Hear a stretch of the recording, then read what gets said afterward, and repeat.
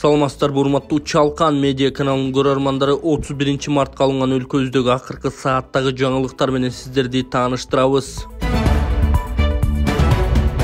Кыргызстанда жер мунапысын жүргүзүү тартиби жөнөкөйлөтүлдү. Министрлер кабинети жер мунапысын жүргүзүү тартиби жөнөкөйлөтүлгөнүн жарыялады. Бул боюнча тийиштүү токтом кабыл алынды. Президент жерлерди трансформациялоонун жана укук күбөлөндүрүүчү документтерин берүү иштеринин жүрүшүн тездетүүнү тапшырган. Ага ылайык ведомстволор аралык жумушчу топ түзүлүп иш алып барууда. Буга чейинки ченемдик укуктук актылардагы айрым коллизиялар кездешип келгендигине байланыштуу аталган багыттагы иштер жеткиликтүү деңгээлде жүрбөй келген. Эми жаңы кабыл алынган жобого ылайык жерге мунапыс берүү процесстери жеңилдетилип тездетилет. Жобого өзгөртүүлөрдү жана толуктоолорду киргизүүдө жарандардын сунуштары дагы эске алынган. Атап айтканда, жер мунапысын жүргүзүү, жол жоболорун жөнөкөйлөтүү, айрым пунктларды тактоо, конкреттештирүү жана кайталанган ченемдерди алып салуу боюнча өзгөртүүлөр киргизилди. Арыз ээлерине кабарлоо убактысын кыскартуу, архитектуралык пландоо документтерин биринчи кезекте жөнөкөйлөтүү, андан кийин аларды даярдоону тездетүү жана комиссиянын кароосуна киргизүү максатында тиешелүү пунктлар жаңы редакцияда берилди. Бул иш-чаралар объектилерди мамлекеттик каттоодон өткөрүү көйгөйлөрүн чечүүгө жол ачат. Миңдеген жарандардын арызынын комиссияда каралышы бүтүп, чечимдерин жана мамлекеттик каттоо жөнүндө актылардын колго тийүүсү тездетилет. Ведомстволор аралык жумушчу топ жер мунапысын жүргүзүүгө тоскоолдук кылган дагы башка бөгөттөрдү жокко чыгаруу жана кыскартуу багытында ишин улай турганы айтылды. Урматтуу Москва шаарындагы мекендештер, эгерде сиз жакын арада Казакстанга чыгып келүүнү ниет кылып жатсаңыз, сизге тажрыйбалуу дастыккан айдоочу Бакыт мырзаны сунуштайбыз. Биздин Альфард заманбап унааларыбыз сиздердин кызматыңыздарда. Узак жолдо сиздер үчүн ыңгайлуу жана кенен. Алдын ала документти кара тизмеден текшеребиз. Мөөнөтү өтүп кеткен документтерге жардам беребиз. Биз пересадкасыз өзүбүз түз алып кирип чыгабыз.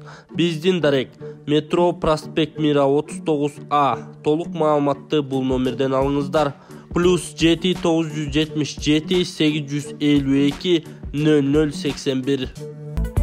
Минск шаарында Чыңгыз Айтматовдун урматына аллея ачылды. Минск шаарында Чыңгыз Айтматовдун 95 жылдыгына карата аллея ачылды. Бул тууралуу Спутник Беларусь жазып чыкты. Кыргызстандын Беларустагы элчилигинин демилгеси менен КМШ мамлекеттеринин туруктуу өкүлдөрү 26 түп зараң багын отургузушкан. Иш-чара президент Садыр Жапаров жарыялаган Жашыл Мурас акциясынын алкагында өткөнү айтылат. Акциянын өткөрүлүшү Чыңгыз Айтматовдун 95 жылдыгы белгиленген учур менен туш келди. Беларусь бийлигине шаардагы сейилбактардын бирине жазуучунун атын берүүнү зарыл деп эсептегендиги үчүн ыраазычылык билдирем деген элчи. Элчи Эрмек Ибраимов аталган акция шериктештикке кирген өлкөлөрдө өтүп жатканын белгиледи. Бакиев келип, туулган күнүндөгү жалындуу сөз кийинки юбилейи Кыргызстанда өтсүн. 16 мартта Жаныш Бакиев 65 жылдыгын Казакстандын Кордай районундагы Туран кафесинде өткөзгөн. Бул аймак Чүй облусуна чек аралаш жакын жайгашкан. Тойдун көркүн ачканга Кутман Жолдошов, Гүлзада жана башка ырчы чоорчулар жан өрөшүптүр. Кыргыздан барган сыйлуу коноктор Калдарбек Баймуратов, Өмүрбек Бабановдун жездеси, Нурлан Темирбаев, Данияр Дунганов сыяктуу Жаныш Бакиевдин мурдагы коллегалары туугандар болушкан. ЖМК өкүлдөрүнөн да мамилелеш достору чакырылган. Эске салсак, Жаныш Бакиев сыртынан оор беренелер менен соттолгон. УКМКнын экс төрагасы Абдел Сегизбаев өткөн президенттик шайлоодо Бакиевдер 60 буйртма өлтүрүүнү уюштурганын баса белгилеген жайы бар. Маркумдар саясатчылар, депутаттар, бизнесмендер, спортсмендер жана журналисттер болушкан. Андан сырткары 7 апрелде 87 баланын өмүрү кыйылганы белгилүү. Бул жоготууларды оңой олтоң эскере албайбыз. Убагында ар бир каза тапкан мекендешибиздин үйүндө трагедия, муң, боздогон ый жүрөктү канатып турган. Айтмакчы, тойдогу жалындуу сөз кийинки юбилей Кыргызстанда өтсүн деп жаңырыптыр. Ооба, ошого баратышат. Коомчулук эмне дейт? Жаныш Бакиев ардакталып турсак, кордук көргөн элибизди малча көрбөй калабызбы? Тебелешеби? Жок. Кыргызда кан кое бербейт дейт. Зордун түбү кор демекчи бийлигиңен пайдаланып зулумдук кылып, буйртма өлтүрүүлөрдү баймой уюштурганыңды кайда жашырасың? Мындай оор күнөөлөрдөн оңой эле кутулуп кете албайсың да. Төбөдө Кудай карап турат. Эгерде мамлекет катары саналсак, катаал мыйзам алдында жооп бересиң. Жараткандын базыйпасы акыры баарын таразалайт деп жазган Арба Кейжи сайты. Быйылкы түшүң кандай? Быйыл Кудайга шүгүр сон көрүп тургундар, мынакей чоң болду, кызыл, кочкул. Жакшы болду, мынакей чоң болду. Метр болуп калыптыр десең бою. метр. Результаты бар екен. Гуминің базар жоқ, жақсы екен да. Бойға беріптір как раз. Росқы да беріптір, жақсы. Айба, мынайке баянкы мен айтып отқан гумин удобрение. Мынайке айба результат. Мына картошка бір чачқан. Қарачы қандай бодрый картошка. Қарачы олар сабақтарын жоғын. Картошканы бір суартындағы бір лезвия жүргіздім. Тағылы үшіндай, менен бір лесепкен, çoğu лесепкеніз қатарлашылы. Саламаталам тұрнакай. Бұл да бір лезвия менен бір қара суат қылды. Бір лес барды мынакай. Өкөздікін айырмасы мына. Мына картошка. Мен гумин семірткішін сепкенмін. Bir ile жол. Шолы трактор менен себилди. Натыйжасын мына şu сиздерге көрсөтүп атам. Мен канча жылдан бери şu дыйканчылык кылып эле жүрөм, бирок мындай натыйжа болгон эмес. Эң жакшы натыйжа болду. Кубанычбек Жороев Кыргызстандагы уникалдуу адамдардын бири. Анын алаканы илгерки баатырлардыкындай эле чоң. Жакында эле кыргызстандык блогерлердин бири чоң алакандуу адамдарды аныктоо боюнча чакан сынак өткөрүп, анын жыйынтыгында биринчини талашсыз түрдө Баткендик Кубанычбек алган. Аны азыркынын кожомкулу деп атагандар болду. Биз жеңүүчү менен майык куруп, көпчүлүктү кызыктырган суроолордон узаттык. Өзүм атым Кубанычбек болот. 35 жаштамын. Азыркы учурда Бишкекте турам. Ошол чакыргандан келип ушул жерде көрөмүн. Негизи Баткенден болом. Баткен Самарканд районуна караштуу Миңгөргө айылынан болом. Бир уул, бир кызым бар. Баламдын аты Аржыбек, кызымдын аты Анара. Уулум да мени таткан. Кудайга шүгүр, ден соолугум таза. Өзüm айылда машина оңдоп иштечү элем мурда. Чоң адамдан чоң киши болгон. Айыл жерде эшек менен жүрүп калчу эле. Эшекте отурганда путу жерди сүйрөп кетчү эле да. Колу да мендей чоң болгон. Ошону тартып болгонмун. Иним да чоң, бирок арык да. Мага караганда арык. Бирок бою чоң мындай. Төрөлгөндө да чоң төрөлгөсүн деп айтышат. 4,5 килограмм деп айтышты. Окуунун бүткөн жылдары уже эмети баштадым да. Өзүм сезе баштадым. Ага чейин арык болчу. Боюм узун болуп арык болчу. Возраст келди, уже эмети баштадык да.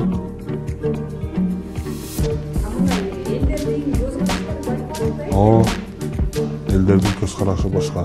Карап, сүрөткө түшүп алалы деп, сүрөткө түшүп.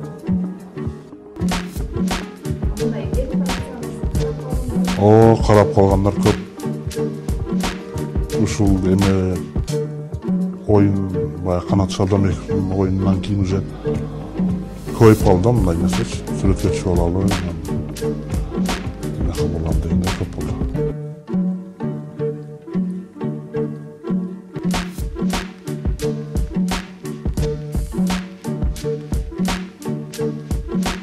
Негизи бул чапанды ар кимге эле кийгизе бербейбиз да. Кийгизенге да болбойт негизи.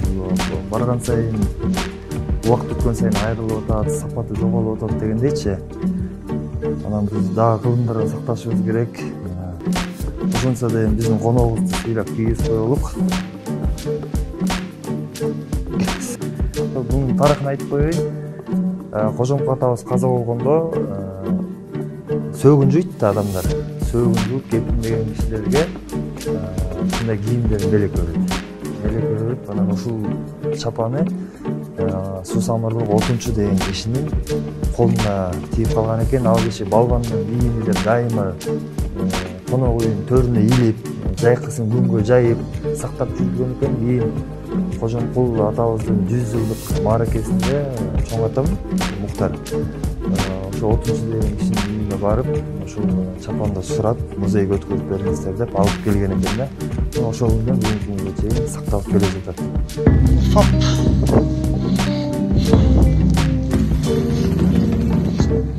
Ал үй 16 сентябрда өрттен соғышта. Ошол бойдан азыр бүтүп атат акырындап. Бирок өзүңдүн үйүң башка экен да сероночу. Бул жерде времени жашап турабыз аны бүткүчө. Ошол соғыш ыйладым эле. Карасам баары үйлөр өрттөн. Бирөөсү ошол жерде каза болду. Балдар калып кетти ал жерде, жаш бөбөктөр калып кетти, наристелер калды. Ошолорго жан дүйнөм эметип кетти. Эртең менен намазга турганда эле уже башталды да. Таңдын эти башталганда эле уже үйдөгүлөр баарын сыртка чыгарып машинага салып жөнөтүп ийдим. Өзүм ошол жерде калдым. Солдаттарга жол көрсөтүп, жардам берип, нар жак бер жак болуп жүрдүк ошол жерде.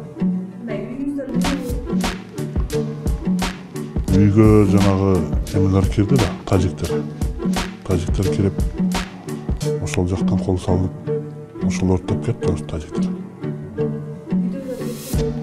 Ооба, кеткен баарын жөнөтүп ийдим. Ооба, эрте жөнөтүп жакшы болду, бирок калып кеткендерди да алып чыктык бери. Иним бар да, иним менен жардамдашып алып чыгып, жаш балдар калып кеткендер көп болду. Ошолорду алып чыктык. Ошолорго жардам бердик. Тамак ашына карап. Биринчи жол болуп атат мындай нерсе. Мурда биздин айыл тынч болчу. Аябай тынч болчу. Мындай нерсе биринчи жол болду да. Мурда башка айылдарда болчу, ал бизге окшой эмес, жок алыс эле. Мен мурда солдат болсам жакшы болот эле деп ойлочу элем кичинекей кезимдечи. Шартка байланыштуу армияга да бара албадым. Чет өлкөдө жүрүп бара албадым. Россияда жүрдүм. Россия Питерде, эмеде Москвада. Аяк уже 8 жыл жүрүп койпумун ал жакта. 2016-нан уже 17-ге өткөндө токтоттум.